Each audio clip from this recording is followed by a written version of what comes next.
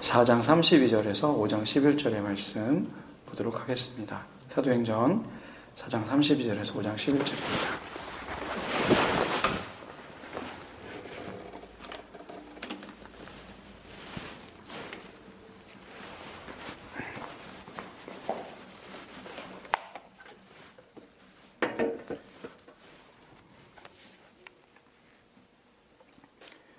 네, 오늘 이우재 목사님께서는 제주도의 한 교회에 집회를 내려가셨습니다. 위에서 계속 기도해 주셨으면 좋겠고요. 사도행전 4장 32절에서 5장 11절 아주 긴데요. 제가 봉독해 드리도록 하겠습니다.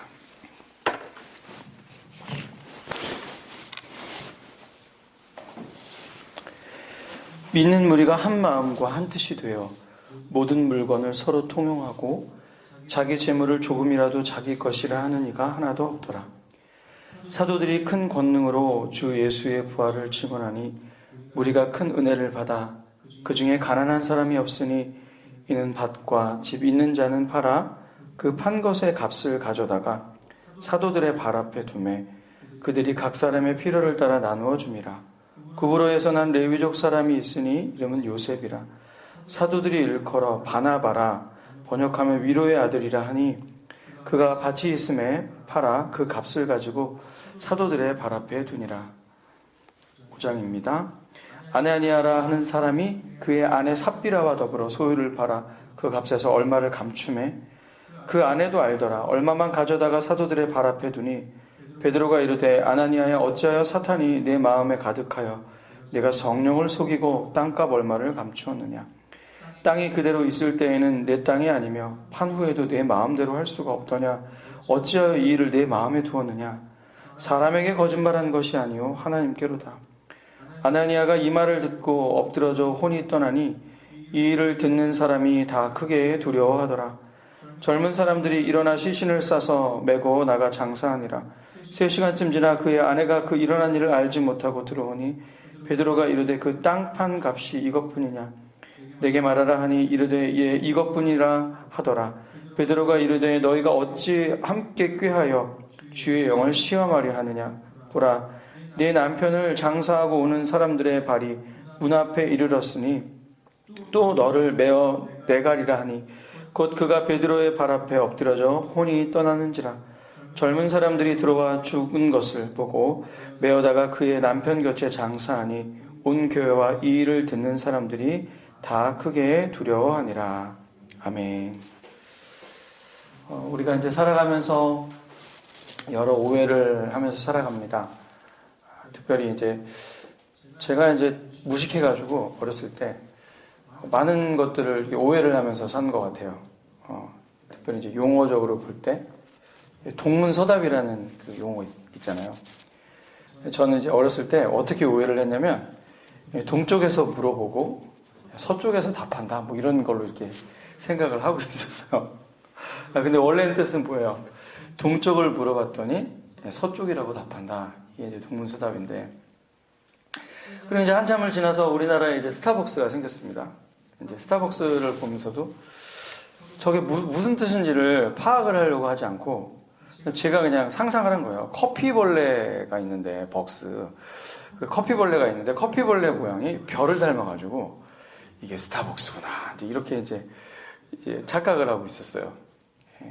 근데 이제 이 스타벅스의 창업자 얘기를 들어보니까 그 허먼 멜빌의 소설 있잖아요. 모비딕 백경.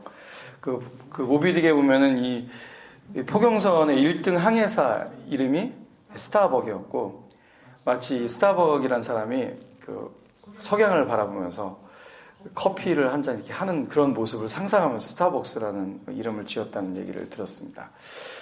모르니까 이제 이렇게 오해를 이제 한 거죠. 또 마지막으로 또 제가 인상에 남는 오해는 이제 군대에서 이제 근무를 하고 있었는데 저는 이제 구사단을 나왔어요. 그래가지고 강 건너편이 북한이었는데 근무를 쓰고 있는데 저희 선임께서 저보고 그것 좀 돌라고 하더라고요. 대구 출신이신데. 그래서 저는 저가 뭐 잘못해가지고 어딜 저쪽을 돌아오라고 하는 건 줄 알고 저쪽에 탑까지 돌아가지고 이렇게 왔더니 엄청 세게 빨리 뛰어갔거든요. 근데 대구 사람들이 돌라고 이게 달라고 하는 거였는데 제 후라시 좀 달라고. 제가 너무 긴장을 해가지고 그냥 돌라고 했는데 그냥 계속 돌았던 이제 기억이 있습니다. 이게 이제 뭐 이렇게 일상적인 오해는 누군가의 가르침을 받고 또 이렇게 수정을 할 수가 있는데 이제 성경 해석에 관한 오해는 우리를 이단으로 가거나 잘못된 신앙생활로 이제 이끌게 돼서 사실은 좀 심각한 결과를 낳게 되는데 뭐 대표적으로 이제 오해되는 여러 성경 구절들이 있어요.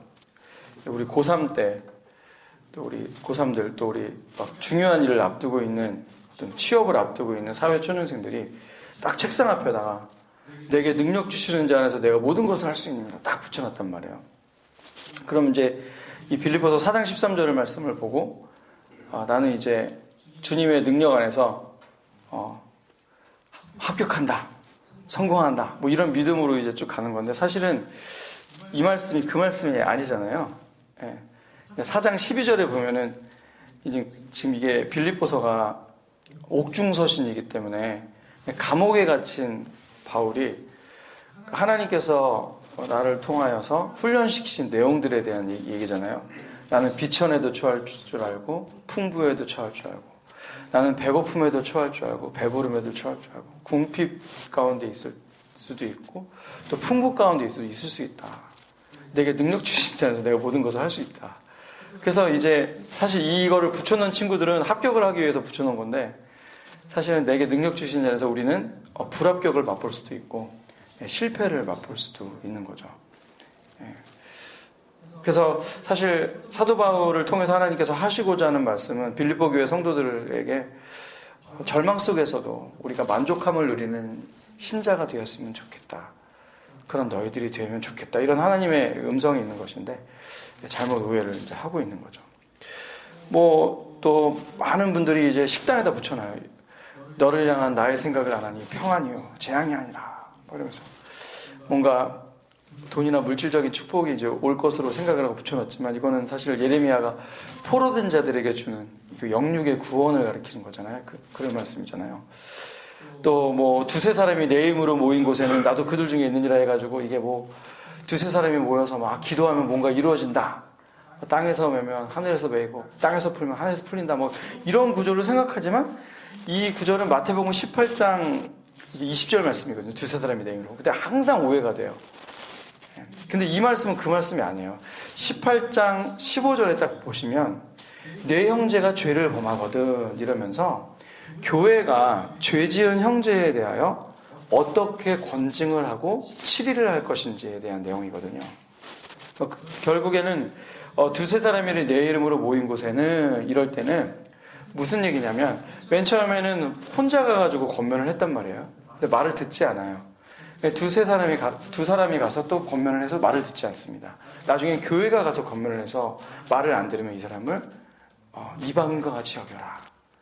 주님 품 안에 있는 사람, 그러니까 출교죠. 옛날에는 이 중세 시대나 또 종교개혁 시대 때는 이런 그 잘못 저지른 사람들에게 출교라는 벌을 내렸거든요. 출교 당하는 내용이죠. 사실 이 내용은 그 교회에 지금은 사라진 권징에 관한 내용입니다. 교회 안에서 범죄했던 이단에 대하여 뭐 심각한 잘못을 저지른 사람에 대한 말씀이거든요. 결국 하나님은 어려움에 처한 교회와 실족한 이들의 회복을 위해서 노력하는 이들과 함께 하신다. 그래서 그 교회의 결정 가운데 주님께서 함께 하신다. 교회가 진리 가운데 그 잘못된 형제에 대해서 이런 판단을 했으면 땅에서 매면 하늘에서 되고 땅에서 풀면 땅에 있는 교회가 풀면 하늘에서 풀리라. 교회의 권세에 대한 내용이거든요.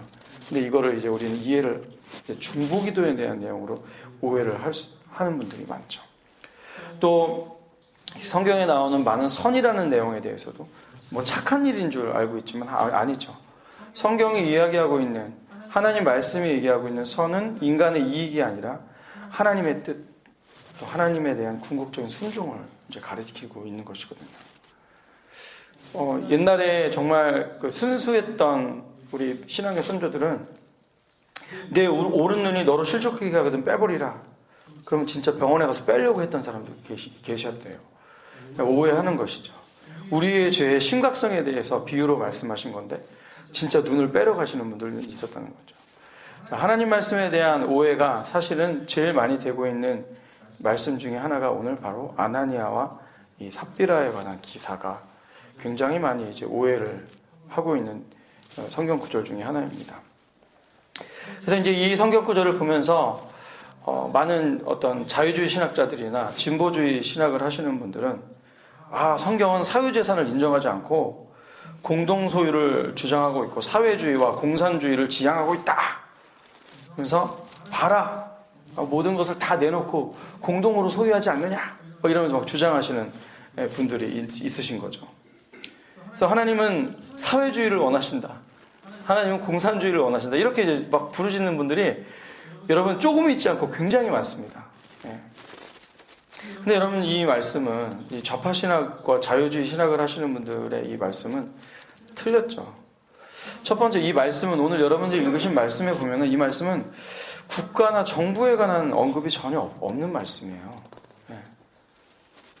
그리고 두 번째는 초대교인들은 사실은 강요가 아니라 어떤 법이 있어서 내놓은 게 아니라 성령 하나님께 은혜를 받고 자발적으로 내놓았거든요. 자기 재산을. 또 초대교회는 사적 소유권이 계속 여전히 작동하고 있습니다. 또한 교회사를 통해서 볼 때 교회에서 공동소유를 법으로 정한 적이 없어요. 사도행전의 기록에도 그렇고 수많은 서신서의 기록에도 공동소유를 법으로 정한 적이 없습니다. 또 다섯 번째는 여러분 우리가 예수님을 믿고 나서 신자로서 지켜야 되는 계명이 있거든요. 그게 십계명이에요. 우리는 계명을 지켜서 구원을 받는 존재들이 아니라 구원을 받았기 때문에 그 계명을 우리의 영원한 법으로 갖고 있습니다. 예수님께서 이 땅에 오셔서 율법을 폐하시지 않고 완성하셨죠. 주님께서 그 율법을 폐하시지 않은 이유는 이것이 우리에게 유익이고 또 믿는 자들에게 나아가야 될 방향성이기 때문에 그런 것이거든요. 그래서 여러분 이 율법은요 우리에게 이제 어떻게 다가오는 거냐면 물론 이 율법을 통하여 나의 죄를 판단하여 그리스도에게로 갑니다. 그래서 성경이 뭐라고 표현했어요? 율법은 우리를 그리스도에게로 인도하는 초등교사와 같다. 초등학문이다. 이런 이제 표현이 있잖아요. 마찬가지로 이 율법에 어떤 기능들이 있는데 그것이 뭐냐?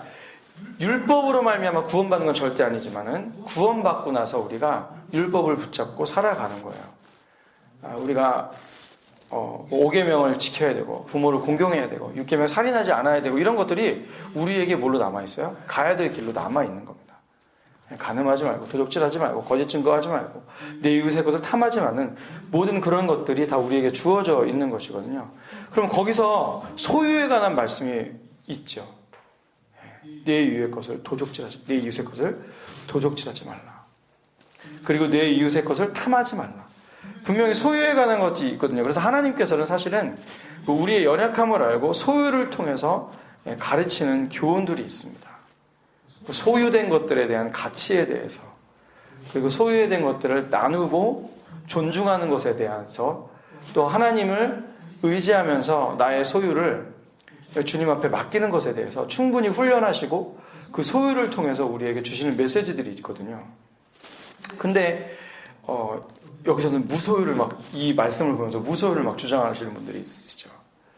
또 여러분 오늘 본문 말씀은 여기 성경에 보면은 규범적 본문이 있고 사실을 기술한 그냥 내러티브한 그냥 기술적 본문이 있거든요. 근데 오늘 본문 말씀은 여러분들 보시다시피 규범적 본문이 아니라 서술적 본문입니다. 어떤 사건이 이렇게 있었다. 이런 메시지거든요. 결국에는 이 말씀을 보면서 사회주의랑 공산주의를 주장하시는 이 분들 정말 뭔가 단단히 오해를 하셔도 큰 오해를 하고 계신 거죠. 또 오역의 두 번째는 가장 크게 많이 오역되는 경우는 뭐냐면 4장 37절에 드렸던 바나바의 헌금하고 5장 1절에서 11절에 드렸던 아나니아와 삽비라의 헌금은 액수나 방법의 차이 때문에 생겨난 비극이다 라고 생각하시는 거예요. 바나바는 전부를 드렸고 약속한 대로 드렸고 아나니아와 삽비라는 교회를 속이고 얼마를 몰래 감춰둬가지고 온전하지 못한 헌금을 드려서 그렇다. 이렇게 해석을 하시는 거죠. 그러나 완전히 잘못된 것이죠. 만약 그렇다면 저와 여러분은 만약에 하나님과 교회 앞에 온전하지 못한 헌금 생활을 했어요. 저희가 평생을 신자로 살아가면서 실수를 할 거 아닙니까? 하나님 앞에 온전히 우리가 헌상하지 못하고 예물 드리지 못할 때 있거든요, 분명히. 정확한 11조를 하지 못할 때도 있고, 조금 삶이 너무 고되고, 힘이 붙여가지고, 조금의 연보를, 조금의 헌금을 할 때도 있더라고요. 그럴 때 우린 죽음 당해야 되는 걸까요? 그거는 아니죠. 만약에 이 아나니아와 삽비라의 금액이 얼마를 다 바치지 못하고 반을 갈라가지고 놓은 것 때문에 죽임당한 거라면은 우리도 죽임을 당할 수도 있다는 그런 결론이잖아요. 이게 절대 그런 얘기가 아닙니다. 하나님은 이 사건을 통해서 거룩한 교회가 무엇이고 복음의 가치가 무엇인지를 알려주기 위해서 이 사건을 성경에 기록해 두신 것이죠. 교회된 신자의 삶과 마음가짐에 관한 얘기가 오늘 본문의 중요한 맥락이 됩니다. 하나님께서 저와 여러분에게 오늘 사도행전 4장 32절에서 5장 11절을 통해서 말씀하시고자 하는 것들은 신자가 세상에 살면서 그리고 주님의 재림이 있기까지 치열하게 싸워야 되는 문제에 대한 이야기를 여기 담아 놓으신 거예요. 예를 들면 누가복음 4장 5절에서 8절 말씀 보시면 사단이 예수님께 이제 시험을 하죠. 너가 나에게 절을 하면은 세상의 권력과 권세를 모든 권세를 너에게 줄 거다. 그랬더니 예수님께서 하나님의 백성은 하나님만을 예배하고 경배하고 섬긴다. 이렇게 선포를 하셨습니다. 오늘날에는 이 권력과 권세가 뭘로 표현되죠? 돈으로 나타납니다. 돈. 오늘날은 철저하게 경제사회죠. 돈으로 뭐든지 살 수 있고 막대한 돈으로 세상은 일을 합니다. 그렇죠? 그래서 사도행전 4장과 5장 오늘의 본문은 세상은 돈으로 일을 하고 소유를 하지만 하나님의 일과 신자의 삶은 돈으로 할 수 있는 것이 아니다. 세상의 권력으로 할 수 있는 것이 아니다라는 말씀을 사실은 궁극적으로 하나님께서 하고 계신 거예요. 미국의 그 ANC 오늘의 교회 유진석 목사님이 교회가 이제 덩치가 커지고 이제 이러면서 마음속에 두려운 마음이 드셨대요. 어떤 두려운 마음이 있었냐면 교회 사업들과 뭐 프로젝트들을 진행하다 보니까 교회가 대형 교회가 되고 커지니까 어느 순간 이런 마음이 속으로 들더래요. 저 마음의 저편에 우리 교회 돈이 많아서 뭐든지 다 할 수 있겠다. 이런 마음이 드시더라는 겁니다. 그러니까 하나님을 의지하고 하나님을 의뢰하고 또 하나님의 뜻으로 어떤 사업과 일과 인생을 살아가는 것이 아니라 나한테 베풀어진 많은 힘과 권력이 내가 이거를 사용하면은 하나님의 일을 충분히 하고도 남겠다라는 마음이 저편에 있었다라는 얘기인 것이죠. 여러분 오늘 이 4장과 5장의 본문에 나오는 초대교회 교인들의 모습, 나누는 모습을 잘 보세요.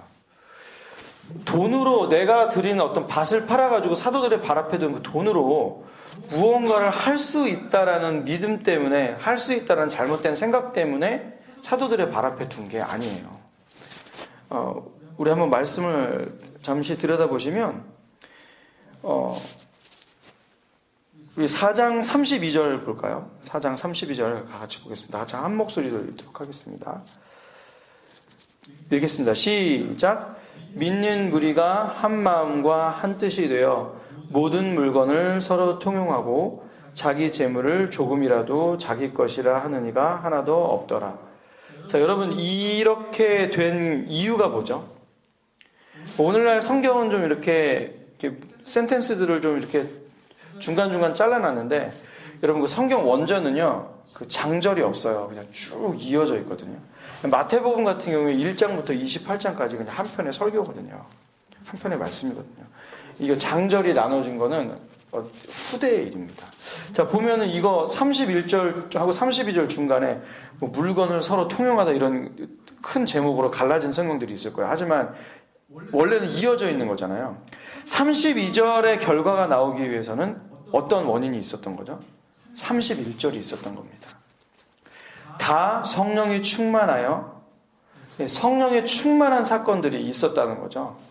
그러니까 32절의 결과는 이유가 뭐예요? 31절이 그 이유가 되는 것입니다. 그럼 어떻게 됩니까? 34절과 35절에서 똑같죠. 밭과 집 있는 자는 팔아 그 판급세의 값을 가져다가 사도들의 발 앞에 두매 그들이 각 사람의 필요를 따라 나눠줌이라. 이 34절과 35절의 원인이 된 구절은 뭐예요? 33절이죠. 뭐예요? 사도들이 큰 권능으로 주 예수의 부활을 증언하니 무리가 어땠어요? 큰 은혜를 받았습니다. 예. 그러니까 이 많은 사람들이 교회에 연보를 하게 되고 교회 앞에 자기의 소유를 팔아 내놓게 된 이후에는 성령의 충만함이 있었고 은혜 받음이 있었다는 거죠. 그러니까 무슨 얘기예요? 하나님께서 그 마음 가운데 흘러 넘치게 하셔서 이것이 플로잉 된 거죠. 오버플로우 돼서 그냥 이게 흘러가게 된 겁니다. 아주 자연스러운 현상인 거죠. 우리가 성령 충만하였을 때 사람이 나누게 되고 성령 충만하였을 때 사랑하게 되는 거거든요. 그것이 이게 되게 자연스럽게 원인과 결과가 있어서 흘러가게 된 것이고 그 맥락으로서 바나바도 역시 뭐예요? 그가 밭이 있으면 37절에 보니까 그가 밭이 있음에 팔아 그 값을 가지고 사도들의 발 앞에 두니라. 이것도 어떤 것이 원인이 된 거예요? 성령 충만함을 받아 하나님의 은혜를 받아 내어놓게 된 것이죠. 그렇습니다. 여러분, 우리 예배할 때 이제 우리가 헌금을 하는 시간이 있습니다. 저는 이제 헌상이라는 용어를 많이 쓰는데 우리 모든 교회가 이 물질로 주님 앞에 올려드린다. 그 올려드렸을 때 우리는 이 돈을 드리는 것이 아니잖아요. 그 안에 담긴 마음을 드리는 거잖아요.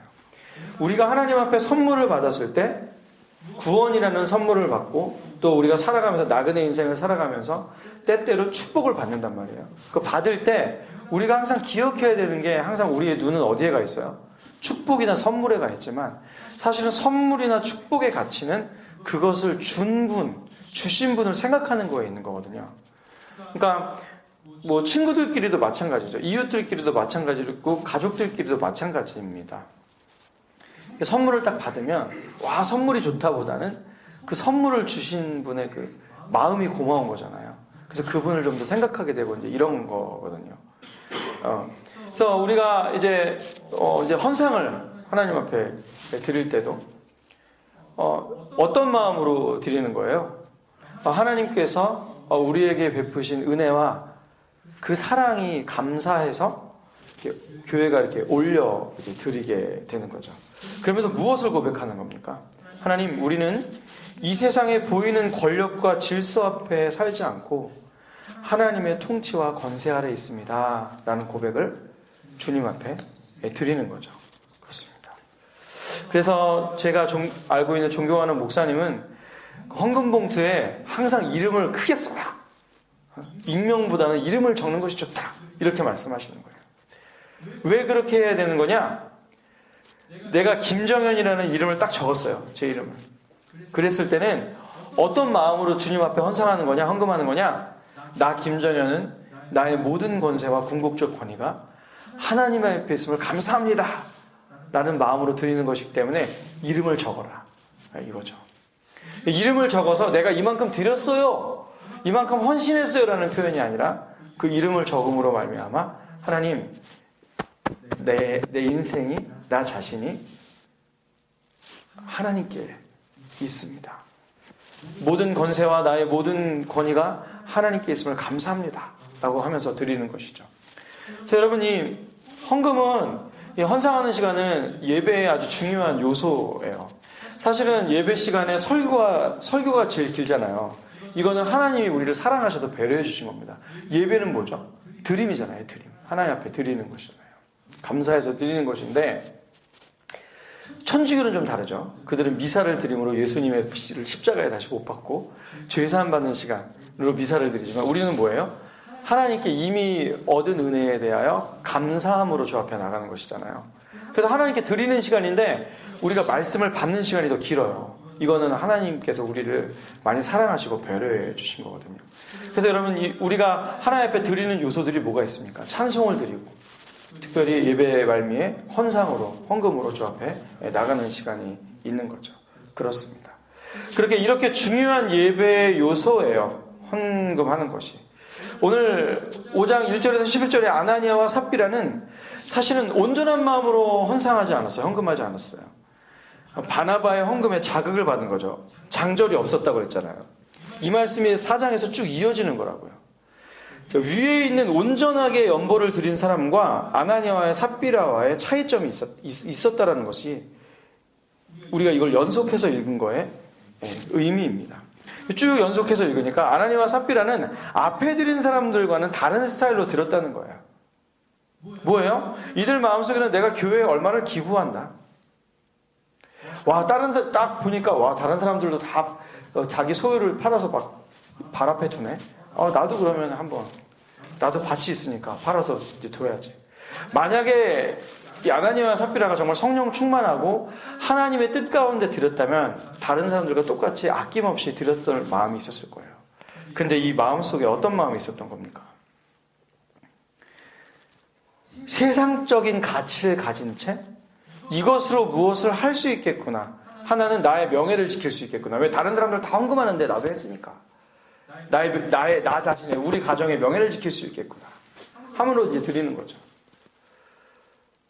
주님 앞에 시험하고 있는 거죠. 이 하나님의 일들은 성령 충만하여 은혜를 받아 하나님으로 말미암아 되어지는 일인데 이거를 내가 돈으로 하겠다라는 또 잘못된 생각을 또 하고 있었던 것입니다. 헌금이 무엇인지도 모르고 세상적인 가치를 가진 채 드렸다는 것이 가장 큰 잘못이었던 거죠. 근데 죽일만 하냐고요, 이 사람들을? 왜 그랬을까요? 여러분, 이때 상황은 초대교회 상황, 즉 비상 상황이에요. 교회 사가들이 증언하기를, 그리고 많은 신학자들과 목사님들이 증언하기를 교회는 비상 상황이 있었고 통상 상황이 있었다는 거죠. 비상 상황이 몇 번 나옵니다. 그죠? 비상 상황 때마다 출애굽을 할 때마다 출애굽과 이런 초대교회가 세워지는 비상 상황일 때마다 하나님은 이스라엘 백성을 어떻게 다루셨어요? 아주 엄하게 다루셨어요. 비상 상황일 때마다 그러셨습니다. 그래서 여러분 이 비상 상황에 일하는 직원들을 교회의 직원들을 비상 직원이라고 해요. 그리고 이제 교단이 있잖아요. 뭐 장신 측이 통합이고 뭐 총신 쪽이 뭐 합동이고 이런 교단이 있는데 교단의 헌법마다 다 뭐라고 되어 있냐면 항존 직원이라는 용어를 쓰거든요. 그러니까 비상시국에는 비상 직원이 있었고 오늘날과 같이 통상적인 상황에는 통상 직원이 있습니다. 이 통상 직원이 누구예요? 장로님, 집사님, 목사. 이 세 직분은 성경에 나와 있는 통상 직원이에요. 다른 직분들은 다 만들어낸 겁니다. 전도사, 선교사님들이 만들어내신 거거든요. 옛날에는 별의별 직분들이 다 있었어요. 매서인도 있었고 영수라는 직분도 있었고 우리 선교 초기에는 뭐 전도부인이라는 뭐 이런 직급도 있었고요. 아주 많은데 그 중에 새로 생겨난 직급 중에 하나가 전도사예요. 자, 아무튼 성경에 나와 있는 통상 직원은 이제 교회가 딱 초대교회가 세워지고 앞으로 주님 댁에서 다시 오시는 날까지 있었던 통상 직원은 장로, 집사, 목사인데 비상시국에는 비상직원들이 있었단 말이에요. 그래서 오늘날은 이 비상직원들이 있을까 없을까요? 없어요. 초대교회 비상직원들은 첫 번째 사도들입니다. 사도들. 이 사도들 아포스톨로스라고 하는데 이 사도들은요 예수님께 직접 가르침을 받은 분들이에요. 그러니까 예수님 제자죠. 사도들이 있었고 그리고 선지자들이 있었습니다. 그리고 복음 전하는 자들이 있었어요. 이 세 직분은 비상직원이거든요. 그래서 여러분 이 비상직원 때는 이 비상시국에서는 비상직원이 있었는데 이 비상상황 초대교회가 세워지는 상황 가운데서는 하나님은 교회와 복음에 대한 거룩성을 밝히 드러내 보이기를 기뻐하셨죠. 그래서 이 교회와 복음에 대한 거룩성 가운데 아나니아와 삽비라를 징계하심으로 본을 보여주신 것이죠. 결국 이 사도행전에서 계속해서 교회는 무엇으로 살고 교회는 어떤 것으로 세워지고 이 성도들은 어떻게 살아야 될지가 계속해서 그 밑바닥에 쭉 흐르고 있는데 돈으로 세워지지 않고 세상의 권력으로 세워지지 않고 하나님 나라는 하나님의 뜻과 하나님의 사랑과 성부, 성자, 성령 하나님이 하나님의 역사로 세워진다는 것, 하나님의 손길로 세워진다는 것, 하나님의 권능으로 세워진다는 것을 보여주고 있는 것이죠. 하나님 나라는 복음으로 세워진다. 하나님 나라는 말씀으로 세워진다. 하나님 나라는 성령 충만함으로 세워진다는 것을 계속해서 보여주고 있는 것이죠. 여러분 사도행전 3장 6절에 어떤 사건이 나와요? 성정 미문에 안진뱅이가 있는데 거기에 그 한 구절이 이 사도행전의 정신을 뜻해요. 초대교회가 세워진 정신을 뜻합니다. 그 안진뱅이에게 사도 베드로가 뭐라고 얘기합니까? 은과 금이 내게는 없는데 내게 있는 것을 내게 주니 나사렛 예수 그리스도에 있는 네가 일어서라.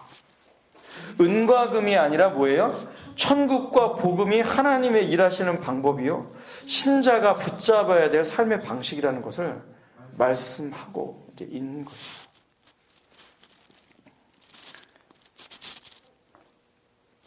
결국 교회의 삶이란 것이 이럴진데 흩어진 교회인 우리의 가정이라든지 나의 어떤 직장에서의 삶이라든지 나의 일상의 삶도 역시 마찬가지예요.